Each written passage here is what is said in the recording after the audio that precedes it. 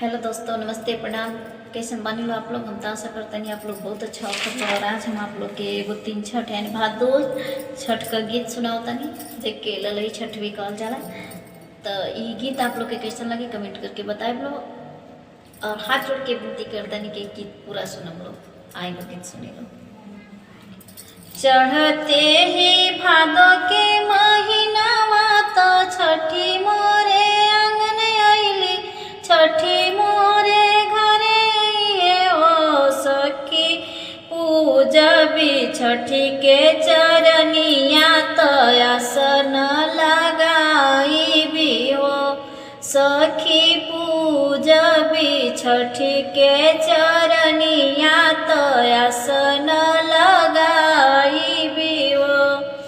अंगने में पोखरा खोनाई भी कुसवा गड़ाई भी हो, अंगने में पोखरा खोनाई भी कुसवा गड़ाई भी हो। मैया सखिया सले हर बोलाई भी सोहरिया गवाई भी हो। ए मैया सखिया सले हर बोलाई सोहरिया गवाई भी हो। घिउआ के दिया न जराइब पियरी चढ़ाइब, पियरी चढ़ाइब हो।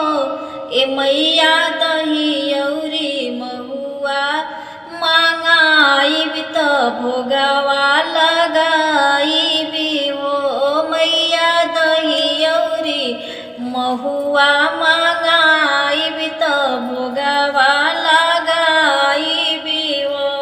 निहुरी निहुरी गाठी बान्हबी मंगन कुछ मांगबी हो।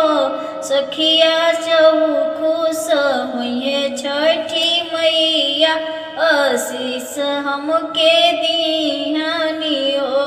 सखिया जाऊ खुश हुए छठी मैया आशीष हमके दीहानी हो।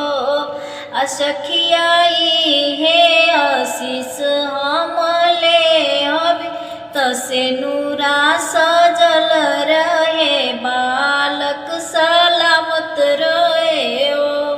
सखिया है आशीष हम